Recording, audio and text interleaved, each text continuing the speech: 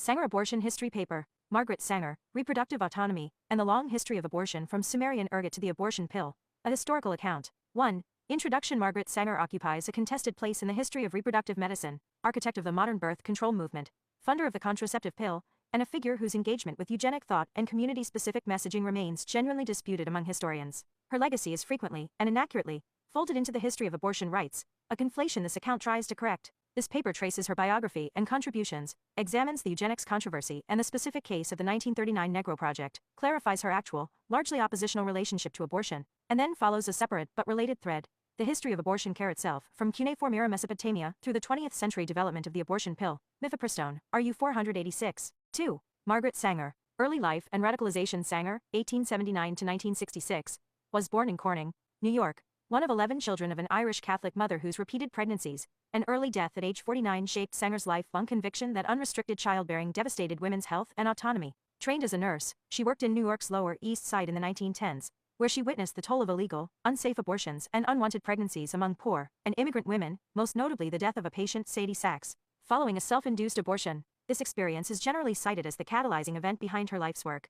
3. Contributions to birth control and reproductive autonomy. Coined the term birth control, 1914, and began publishing The Woman Rebel, Defying the Comstock Act, which criminalized the distribution of contraceptive information as obscene. Opened the first U.S. birth control clinic in Brownsville, Brooklyn, 1916, leading to her arrest. The resulting legal case helped establish that physicians could lawfully prescribe contraception for health reasons. Founded the American Birth Control League, 1921, which evolved into the Planned Parenthood Federation of America. Founded the National Committee on Federal Legislation for Birth Control, lobbying to loosen Comstock-era restrictions. Funded and pushed for the development of the birth control pill, working with biologist Gregory Pincus, and securing crucial early funding through heiress Catherine McCormick. Work that culminated in the pill's FDA approval in 1960. Argued consistently that contraceptive access was foundational to women's social and economic equality. IV. Controversial statements and eugenics ties. This dimension of Sanger's legacy is genuinely contested among historians rather than settled.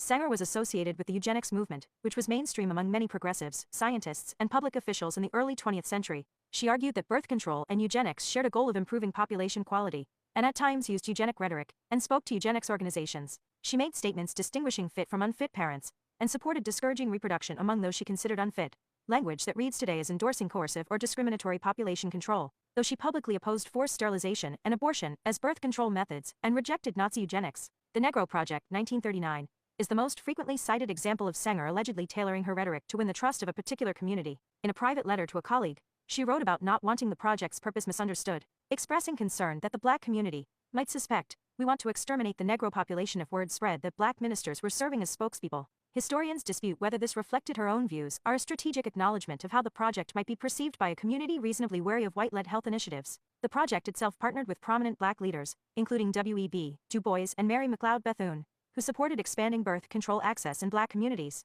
Critics argue Sanger pragmatically softened or reframed her messaging to gain trust from religious leaders, black community leaders, and lawmakers, while privately holding views shaped by the eugenic thinking of her era. Defenders counter that her core motivation was consistently women's health and autonomy, that eugenic language was the common currency of scientific and political discourse at the time, used across the political spectrum, and that she should be read in that context rather than through a lens of personal racial animus, noting that black leaders and publications of the era largely supported her clinics. V. Sanger and abortion. Contribution versus non-contribution. What she did not do. Sanger explicitly opposed abortion as a method of birth control throughout her life. She viewed it as a tragic last resort that contraception was meant to render unnecessary. Her entire founding motivation, for the Sadie Sachs episode, was preventing the desperate and often fatal illegal abortions she witnessed as a nurse by giving women a means of avoiding unwanted pregnancy in the first place. She described abortion as a disgrace that contraceptive access would make obsolete. Planned Parenthood did not offer abortion services during her lifetime. The organization did not begin providing them until 1970, 4 years after her death, within the later legal framework established by Roe v. Wade, where she indirectly mattered her legal and cultural battles against the Comstock Act, arguing that women possessed a right to control reproduction, and that state suppression of reproductive information was itself the harm. Built legal and rhetorical scaffolding that reproductive rights advocates later extended to abortion. Her funding model for pill research, assembled with McCormick and Pincus, also demonstrated an approach, philanthropy-driven, activist-organized drug development outside the pharmaceutical mainstream, that abortion pill advocates explicitly imitated decades later. See Section 8. In sum, Sanger was foundational to the movement's infrastructure and legal arguments, but she was not a contributor to abortion access itself, and was personally opposed to abortion as a method. 6. Abortion care in antiquity, Sumer, and the ancient Near East. Direct evidence from Sumer proper is thin, but the broader Mesopotamian record is substantial. The Sumerian ergot evidence, specifically no surviving Sumerian medical manual explicitly prescribes an abortifacient. What survives instead is agricultural and administrative record-keeping, cuneiform references correlating particular weather and climate conditions with predictions of miscarriage as against other conditions predicted to allow pregnancies to be carried to term.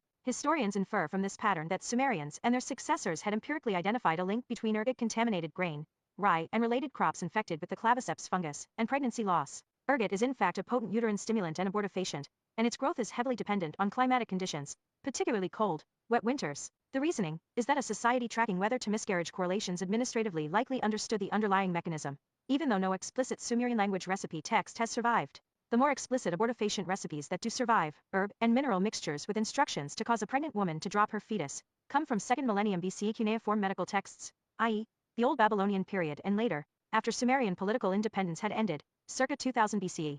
Though written within the broader Mesopotamian medical tradition Sumer originated, these recipes appear alongside treatments for conception and contraception, suggesting fertility management was approached as a single continuum rather than a separate moral category. Legal treatment of fetal loss varied sharply by era and polity. The Code of Hammurabi, circa 1750 BC, treated accidental miscarriage, for instance, resulting from an assault, as a matter of compensation, rather than homicide. A man who struck a pregnant woman causing miscarriage owed silver scale to her social class. The harshest known law is a clear outlier, rather than the regional norm. Middle Assyrian law, section 53, 15th, 13th century, BC imposed death by impalement, with denial of burial, on a woman who self-induced an abortion. Historians treat this as evidence that Mesopotamian societies could legislate against abortion, when they chose to, not as representative of the broader Near Eastern legal landscape, most of which did not equate the fetus with a born person. Historian John Riddle's broader thesis, drawn from Egyptian and Mesopotamian law codes, holds that these societies generally did not treat the fetus as possessing personhood equivalent to a born child, a framework substantially different from the terms of the modern debate. Note, this remains a field with sparse primary sources, heavy reliance on inference from law codes and administrative texts, and genuine scholarly disagreement about how deliberately these practices were used versus incidentally discovered. 7. The development of the abortion pill, mifepristone, RU 486, discovery and French approval, 1980. At Roussel-Leclerc in France, endocrinologist Adrien Émile Ballou and chemist Georges Teutsch synthesized what became mifepristone, RU 38486, shortened to RU 486, while researching glucocorticoid receptor antagonists. It was found to also block progesterone, the hormone that sustains pregnancy. 1981 to 1982, Ballou arranged early trials in Switzerland. Results were announced successful in April 1982. 1988, approved and marketed in France as Mifegyne, distributed free to roughly 34,000 women before Roussel-Leclerc began commercial sales in 1990. U.S. blockage, the FDA banned importation in 1989. Roussel-Leclerc, fearing boycotts and violence from anti-abortion groups, refused to develop or supply the drug for the U.S. market. Hoax Day G's chairman, a devout Catholic, further blocked expansion of availability. The Population Council's role, the nonprofit that ultimately carried mifepristone to U.S. approval, was itself a historically loaded institution. The Population Council, founded in 1952 by John D. Rockefeller III to research and address global population growth, a lineage critics of the drug's approval process often invoke, since it links the abortion pill back to mid-century population control thinking, rather than a purely rights-based framing.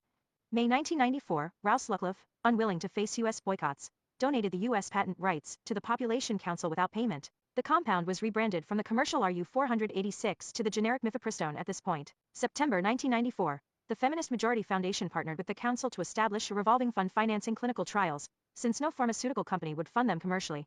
October 1994, winter 1995, the council ran U.S. clinical trials at a dozen sites involving 2,100 women. March 1996, the council filed the FDA new drug application. The FDA's advisory committee recommended approval in July 1996. September 1995, the council licensed the patent to a newly created company, Danco Laboratories, formed by attorney Joseph Pike specifically for this purpose. Danco Laboratories and U.S. commercialization. Danco was structured as a Cayman Islands entity registered in Delaware and operated for years under a non-profit umbrella. Advances in Health Technologies, a structure explicitly designed to shield investors' identities from anti-abortion boycotts and violence, in an era that included clinic bombings and the 1993 murder of Dr. David Gunn. The FDA approved mifepristone on September 28, 2000, marketed as Mifeprex, with Danco as the sole U.S. distributor until generic competition, Gen Bio Pro, arrived in 2019, followed by a further generic, Avita Solutions, in 2025.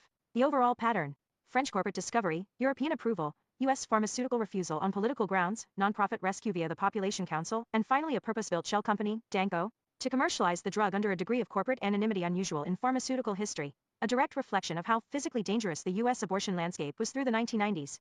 8. Parallel playbooks. The 1950s pill and RU 486 contemporaries noticed this parallel directly. A 1988 Boston Globe editorial titled Pills and Parallels drew the same comparison developed here. The structural echo across both cases is that when commercial pharmaceutical companies calculated a reproductive technology to be too politically radioactive to develop despite clear demand, outside money, philanthropic in the 1950s, nonprofit and activist organized in the 1990s, stepped in to fund the clinical trials industry would not, and the resulting drug was handed to commercial distribution only once the political risk had already been absorbed by someone else. The pill, 1950s. Are you 486, 1980s, 90s? Discovery. Academic scientific research. Pincus.